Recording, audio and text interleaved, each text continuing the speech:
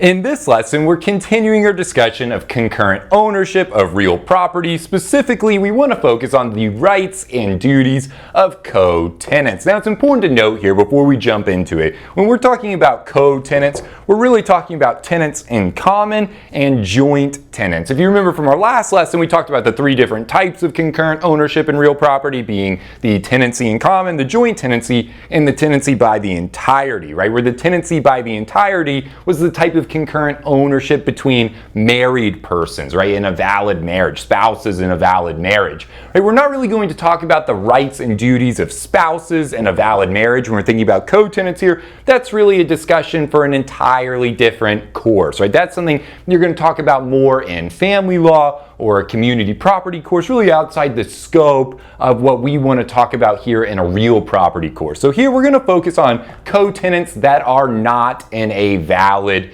marriage, right? Even though there would be some overlap, obviously, between co-tenants who are married, right? And what we're going to talk about here, I really don't want to confuse that, and that should be reserved for its own discussion, right? It's really outside the scope of a real property course. So again, when I say co-tenants, I'm referring to joint tenants and tenants in common, not married persons, right? Spouses in a valid marriage that might concurrently own property.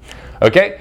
But let's just go ahead and jump into it with our first right here. When we're thinking about rights and duties of co-tenants, right, we have the right to possession. And we touched on this in our last lesson, right? This was our P and our four unities, right, was possession. So if we remember there, we said that co-tenants have a right to possess and enjoy the entire property. Really, it doesn't matter what your share is, what your equity stake in the property it is, regardless of how much you have or don't have, as long as you are a concurrent owner, you're either a tenant in common or a joint tenant, right? It doesn't matter how large your share is, you have an equal right to possess and enjoy the property, the entire property, right? So here, and by the way, what we'll do with this lesson is I'm just going to take you through the classic, real property fact patterns here for rights and duties of co-tenants, kind of the classic nuances you see in real property fact patterns. So when we're thinking about the right to possession though, right, and co-tenants having an equal right to possess and enjoy the entire property, one of the curveballs you typically see on a real property fact pattern is going to be what happens when one co-tenant has a larger share. So for the sake of this discussion, let's think about my brother and I. Let's say that my brother and I are co-tenants. It doesn't matter what. Let's say we're joint tenants. We both concurrently own Greenacre, right? And let's say my big brother has a 90% interest in Greenacre, and I have a 10% interest in Greenacre, right? Well, let's say that my brother with his larger share says to me, hey, you know what, Michael, I have a larger share in this. I'm your big brother. You're not going to possess and enjoy the entire property, right? I'm going to draw these boundaries in the dirt. You're not to cross these invisible markers, right? Or, classically, in any sitcom plot, you see this all the time, like, hey, Michael, the kitchen is mine, the bathroom is mine, the garage is mine, you can have this room, right? Is he allowed to do that because he has a larger share? He owns 90% of Greenacre, and I only own 10%. The answer, of course, is absent a valid enforceable agreement to the contrary, right? A contract that says otherwise, he's not allowed to do that merely because he has a larger share of equity in Greenacre than I do, right? He can't exclude me from possessing and enjoying any portion of Greenacre, right? We both have an equal right to possess and enjoy the property, even though he has a larger share than me, right? So what about requiring co-tenants to pay rent? Could he say, you know what, Michael, I'm sick of this, right? You own 10%, I own 90%. You're going to have to start paying me some rent. If you want to continue to possess and enjoy this property, I'm going to require you to pay me rent, right? He just starts demanding that I pay him rent. Is he allowed to do that? The answer is no, right? Generally absent an agreement to the contrary, co-tenants are not required to pay each other rent, right? That's not a right or duty imposed on co-tenants, right? Even if someone has a larger share, right? My brother has a larger share than me. Even if someone's in sole possession, say my brother lives in a different state and and he owns 90%. I'm the only one possessing and enjoying Greenacre. He can't charge me rent, right? Even if he has a larger share in Greenacre, and even if I'm the only one possessing, I'm in sole possession of Greenacre, right? Absent a valid enforceable agreement that says otherwise, he can't demand rent from me simply because I'm in sole possession or he has a larger share, right, of Greenacre. Not going to work. Well, what happens if my brother gets so fed up with me, he's like, you know what, I have the solution. I'm going to drive down there and I'm going to refuse to allow Michael to possess Greenacre. I'm going to go put up a gate, I'm going to change the locks, and I'm going to wait for him to come back, and I'm going to restrict him from possessing Greenacre. Well, if he did that, right, if he showed up to Greenacre, he puts the gate up, he puts a fence up, he changes all the locks, he waits for me to show up, and he says, you know what, Michael, you can't come on here. I'm restricting you. I have 90%, you have 10%. You can't stop me. I'm keeping you from coming on to Greenacre, right, until you pay me rent. Well, effectively, right, that is an ouster, right? I can bring a legal action. He has ousted me from property that I'm legally entitled to possess and enjoy. So I can go to court and file an ouster action. And here I can really either seek an injunction, right, an equitable remedy to regain possession of the property, or I can go for monetary damages for my lost possession, my lost use, the value of that lost use and possession of Greenacre. I can sue to recover for in the form of monetary damages, which is usually going to be an amount equal to the fair market value of rent. Right? So important to recognize here, you can't just demand rent without any type of agreement or contract. You can't demand rent from another co-tenant. But if you've been ousted, right, one co-tenant restricts another co-tenant's possession from coming onto the land after you've been ousted, well, then you can go to court and file that action to recover for the lost value of your possession, which could be an amount equal to that fair market value rent. Okay, so important to recognize there's no, requirement to pay rent, but after you've been ousted, you could recover that in court, right? Something that looks like that fair market value rent, but don't get tripped up there. That's only allowed after an ouster occurs. And all of this is saying that you don't have an agreement or enforceable contract that says otherwise, right? You can contract a lot of things that could change the aspects to right to possession, right, and rent and things like that with a valid enforceable agreement, right? But we're talking about here just the rights and duties of co-tenants as is, okay, absent an agreement.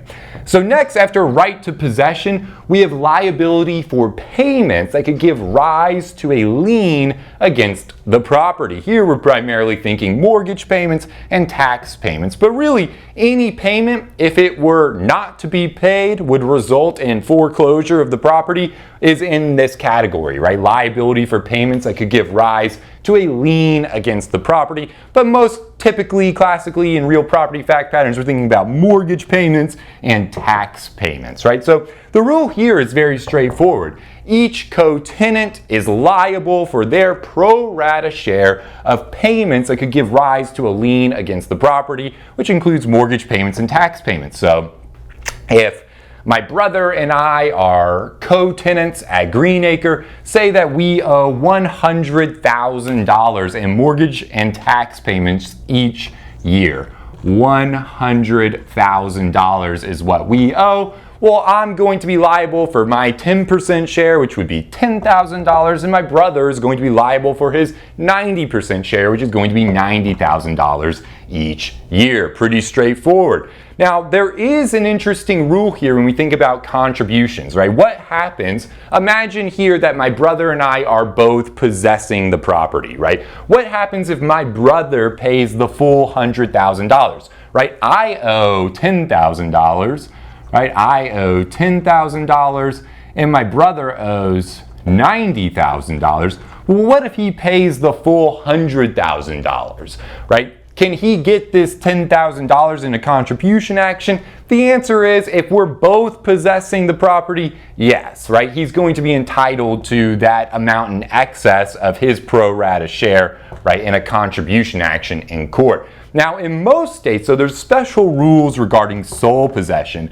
Imagine that my brother was the only one possessing Greenacre, right? I'm in a different state. He's possessing and enjoying Greenacre. Now, is he entitled to that $10,000? The rule is generally that the person who pays more than their pro rata share, if they're in sole possession, they can only recover in a contribution action an amount in excess of the fair market value for rent. So imagine here that the fair market value rent of Greenacre would be $120,000 a year.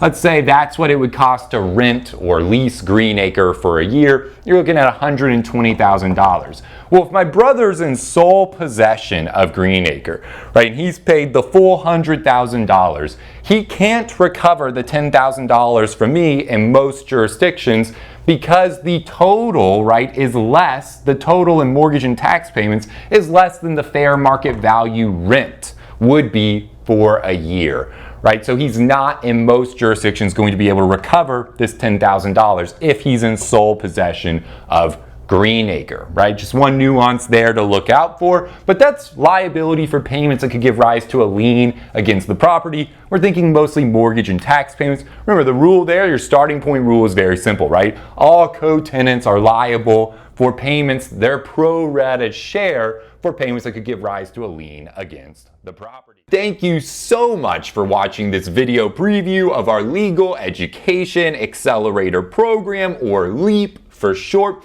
If you would like to see the conclusion of this video and gain full access to our entire 1L and 2L video library, integrated outlines, streamable audio versions, additional practice exams with explanations, and much more, we invite you to head over to our website and join the thousands of law students who have already enrolled. To get started with your no-risk free trial today, simply click the link in the description box below or visit www.studicata.com/LEAP.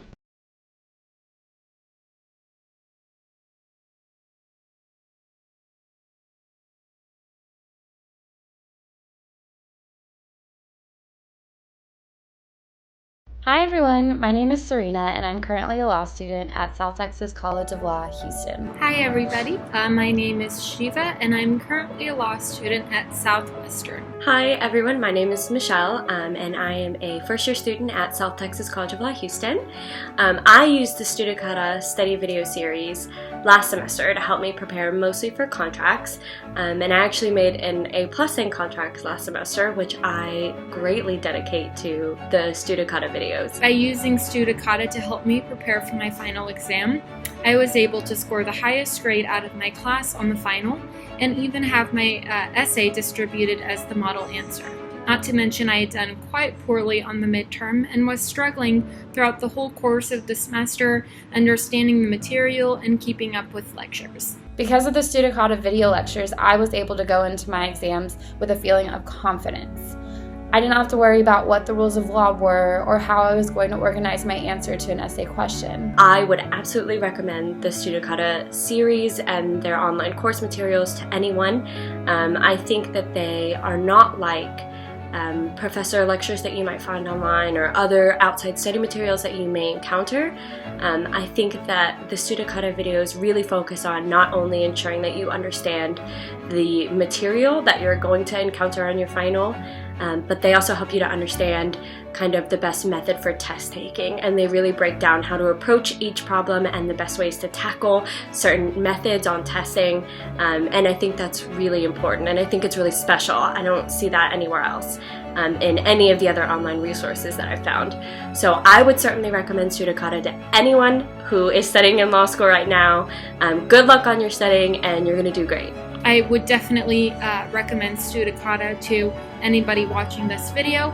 Give it a chance. I'm sure, I'm positive that you will love it, that you will get a lot out of it, and that you will be happy that you gave it a chance. I definitely am. I know I will be using Studicata in the future. And I cannot thank Studicata enough for getting me through my first semester of law school. I will definitely continue to watch the Studicata video lectures throughout my law school career. and I highly recommend that any future or current law student do the same.